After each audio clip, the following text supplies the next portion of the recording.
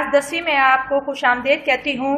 امید ہے آپ سب لوگ خیریت سے ہوں گے۔ آپ کی کورس کی کتاب اسلامیات کے ساتھ حاضر ہوں۔ اسلامیات میں آپ کے کورس میں 3 صورتیں دی گئی ہیں، جو کہ سورہ انفال، سورہ احزاب، سورہ ممتنہ ہیں۔ اس کے علاوہ اس کتاب میں احادیث مبارکہ ہیں اور کچھ موضوعات کے بارے میں وضاحت کی گئی ہے کہ ان کے بارے میں خدا پاک نے ہمیں کیا احکامات دیے ہیں۔ سب سے پہلے ہم آج سورہ انفال کے بارے میں پڑھیں گے۔ اس کے بارے میں آپ کو کچھ بتاتی ہوں کہ سورہ انفال کب نازل ہوئی، اس کا پس منظر کیا ہے، اور اس کے بارے میں اللہ پاک نے سورۃ انفال میں کن موضوعات کے بارے میں بات کری ہے۔ سورہ انفال جو ہے بچوں مدنی سورت ہے۔ اس میں ٹوٹل 75 آیات ہیں اور 10 رکوع ہیں۔ اس سورت کا جو ہے قرآن پاک میں 8واں نمبر ہے۔ یہ سورہ مبارکہ 9 اور 10ویں پارے میں واقع ہے۔ اس میں ٹوٹل 1075 کلمات ہیں اور جیسے کہ آپ کو بتایا 75 آیات 10 رکوع ہیں۔ یہ سورہ مبارکہ سن 2 ہجری میں غزوہ بدر کے بعد مدینہ منورہ میں نازل ہوئی۔ اب غزوہ بدر کیا ہے یہ بھی آپ کو بتا دیا جائے کہ اس کا واقعہ کچھ اس طرح سے بیان کیا جاتا ہے جو کہ تفسیر میں آیا ہے کہ جب آپ لوگ جانتے ہیں آپ صلی اللہ علیہ وسلم مکہ میں رہتے تھے، اہل مکہ نے کفار نے آپ صلی اللہ علیہ وسلم کو اور آپ کے صحابہ کرام کو بے حد تنگ کیا، بے حد اذیتیں دیں، تو آپ صلی اللہ علیہ وسلم اپنے صحابہ کرام کے ساتھ ہجرت کر کے مکہ سے مدینہ تشریف لے گئے تھے۔ اس وقت جو ہے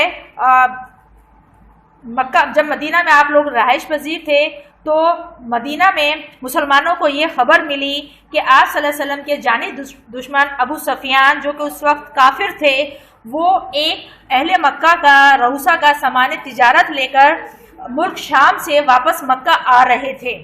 تو مسلمانوں نے آپ صلی اللہ علیہ وسلم سے جا کر عرض کری کہ یا رسول اللہ، ہم لوگ جب مکہ چھوڑ کر مدینہ ہجرت کر آئے تھے تو ہم اپنے بھرے گھر چلتے کاروبار چھوڑ کر آئے تھے، ہم اپنا تمام مال و اسباب وہاں چھوڑ کر آ گئے تھے، آپ ہمیں اجازت دیجئے کہ ہم کفار سے اپنا سامان واپس لے سکیں جو کہ ان کے پاس سامان تجارت کی صورت میں موجود ہے۔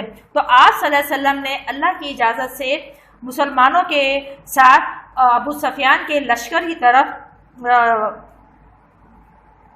چلنا شروع کیا اور یہ چاہتے تھے کہ آپ صلی اللہ علیہ وسلم مسلمانوں کے ساتھ کہ ابو سفیان سے مسلمانوں کو سامان واپس لیا جائے، اور اللہ کی بھی ایک خواہش تھی۔ ابو سفیان کو کسی طرح سے مسلمانوں کے ارادے کی خبر ہو گئی تو اس نے راستہ بدل لیا اور مکہ میں اطلاع بھجوا دی کہ مسلمان ہمارے کو لوٹنا چاہتے ہیں، اس لیے ہماری مدد کی جائے۔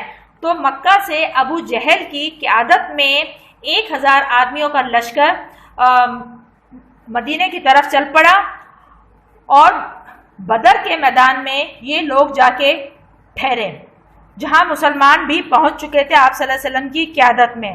تو مسلمانوں کا سامنا اللہ پاک نے اپنی حکمت سے ابو سفیان کی جگہ ابو جہل کے لشکر سے کرا دیا، کیونکہ اللہ پاک چاہتا تھا کہ مسلمان جیسے کہ آپ جانتے ہیں صرف اپنا مال واپس لینے کے لیے آئے تھے، ان کی کوئی تیاری نہیں تھی کہ وہ کوئی جنگ کرنا چاہتے ہوں یا کوئی ان کے پاس ہتھیار ہوں، کچھ نہیں۔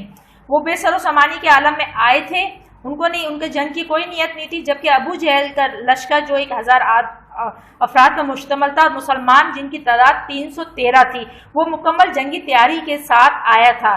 اللہ پاک نے مسلمانوں کا سامنا ابو سفیان کی جگہ ابو جہل کے لشکر سے کروایا، کیونکہ اللہ پاک کافروں کا یہ گھمنڈ توڑنا چاہتے تھے، جو یہ خوش تھے، یہ سوچتے تھے کہ ہم نے آپ صلی اللہ علیہ وسلم کو مکہ چھوڑنے پر مجبور کر دیا۔ تو اللہ پاک نے آپ صلی اللہ علیہ وسلم کا سامنا ابو جہل کے لشکر سے کروایا۔ آپ کو یہاں یہ بتا دوں، انفال جو ہے نفل کی جمع ہے، نفل کے معنی ہے زیادہ کے ہیں۔ امت محمد پر آپ کو یہ بھی بتانا بہتر سمجھتی ہوں کہ آپ صلی اللہ علیہ وسلم کی انفال کے معنی مال غنیمت کے بھی ہیں، کہ مال غنیمت وہ مال جو کہ جنگ کی صورت میں مسلمانوں کے ہاتھ لگتا تھا، جو کفار یا مشرکین کے ساتھ ان کی جنگ ہوتی تھی تو فتح کی صورت میں جو مال ہاتھ رکھتا تھا اس کو مال غنیمت کہا جاتا ہے۔ تو اس سے پہلے جو آپ صلی اللہ علیہ وسلم سے پہلے جو انبیاء کرام گزرے تھے، وہ لوگ جب مشرکین یا کفار سے جنگ کی صورت میں مال لے کر آتے تھے، وہ مال تمام کا تمام بیت المال میں جمع کرا دیا جاتا تھا، ان پر جنگ میں حصہ لینے والوں کا کوئی حق نہیں ہوتا تھا۔ مگر امت محمد پر یہ زائد چیز حلال کری گئی، یعنی مال غنیمت جو پہلے کی امتوں پہ حلال نہیں تھا وہ حلال کیا گیا، ان کو اجازت دی گئی کہ یہ مال ان کی دنیا کا انعام ہے اور جہاد کا اجر آخرت میں الگ سے ملے گا۔ تو یہ چیز جو اس لیے سے زیادہ کہا جاتا ہے، انفال کو نفل کی جمع زیادہ اس لیے معنی زیادہ اس لیے بھی ہیں کہ اس سے پہلے کی امتوں پہ مال غنیمت حلال نہیں تھا، یہ امت محمد کو زائد چیز حلال کر کے دی گئی تھی۔ اب اسی صورت کے اندر جب آپ کو بیان کیا گیا ہے کہ ابو جہل کے لشکر سے مسلمانوں کا سامنا ہوا اور اللہ پاک نے مسلمانوں کی فرشتوں کی مدد کری ذریعے سے اور مسلمان فتح یاب ہوئے۔ تو آگے چل کے جیسے جیسے ہم اس کے سورہ انفال کے اسباب کی ریڈنگ کریں گے ویسے ویسے آپ کو اس کے بارے میں مزید بیان کیا جائے گا۔ سورہ انفال کا تعارف یہاں تک مکمل ہوتا ہے۔ اب ہم آپ یہ دیکھیں، آپ کو یہ سورہ انفال کے تعارف کے بارے میں آپ کو بک کے اندر کس طرح سے لکھنا ہے، آپ اس کو اس ترتیب سے لکھیں جیسا کہ میں آپ کو دکھا بھی رہی ہوں اور میں بیان بھی کر رہی ہوں۔ سورہ انفال کی ہیڈنگ دیجئے۔ اب سورہ انفال یعنی کہ آغاز یعنی مال غنیمت کے احکامات سے ہوا۔ اب اس کے شمار کی ہیڈنگ دیجئے کہ یہ کس طرح سے قرآن کے کس پارے میں اس کا ترتیب کون سی ہے۔ قرآنی ترتیب کے لحاظ سے اس سورت کا 8واں نمبر ہے۔ یہ سورہ مبارکہ 9 اور 10ویں پارے میں واقع ہے۔ اب اس میں آیات و کلمات کی ہیڈنگ دیجئے۔ اس سورت مبارکہ میں 1075 کلمات اور 75 آیات اور 10 رکوع ہیں۔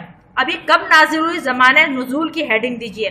یہ سورت مبارکہ سن 2 ہجری میں غزوہ بدر کے بعد مدینہ منورہ میں نازل ہوئی، اس لیے اسے مدنی سورت کہا جاتا ہے۔ اب شان نزول کی ہیڈنگ دیجئے۔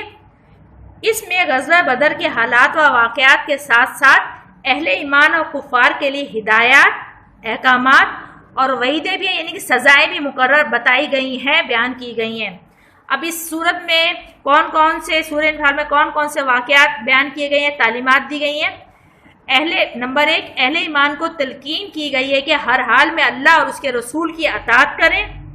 نمبر 2 جنگ میں حاصل ہونے والے مال غنیمت کے تقسیم کے طریقے کی وضاحت کر دی گئی ہے تاکہ بعد میں بدمزگی نہ ہو، اور اللہ کے رسول کو اجازت دی گئی ہے کہ وہ مال غنیمت کی تقسیم کریں۔ صحابہ کرام کی شان بیان کی گئی ہے تاکہ آنے والے مسلمان ان کے نقش قدم پر چل کر دین کو نافذ کر سکیں۔ ایمان لانے کے بعد ہجرت کرنے اور اللہ کی راہ میں جہاد کرنے کے فوائد بیان کیے گئے ہیں۔ مومن ہر حال میں اللہ پر بھروسہ رکھیں کیونکہ اللہ مومن کے ساتھ ہوتا ہے۔ نسبتی رشتوں کو حق وراثت حاصل ہوا۔ اس سے پہلے آپ کو بتا دوں کہ جو خون کے رشتے ہوتے تھے ان کے علاوہ بھی رشتوں کو حق وراثت دیا گیا تھا، مگر سورہ انفال میں واضح کیا گیا کہ کس رشتے کا کتنا حق ہے۔ اس سے پہلے مہاجرین اور انصار ایک دوسرے کے وارث قرار دیے گئے تھے۔ تو بچوں، اور اس صورت میں جو آپ کو میں نے بیان کیا ہے یہ باتیں آپ کو یہیں تک تحریر کرنی ہے، یہ سورہ انفال کے تعارف کے اندر لکھنا ہے آپ کو۔ اب سورہ انفال کا تعارف مکمل ہوتا ہے، انشاءاللہ جلد سورہ انفال کے سبق نمبر الف کے ساتھ حاضر ہوں گے، جس میں آپ کو اس کی آیتوں کے معنی بتائے جائیں گے اور ان کے بارے میں بیان کیا جائے گا، اور انشاءاللہ اس سبق میں موجود سوالوں کے جوابات تحریر کیے جائیں گے۔ اجازت دیں، اپنا بہت سارا خیال رکھیں۔ اللہ حافظ۔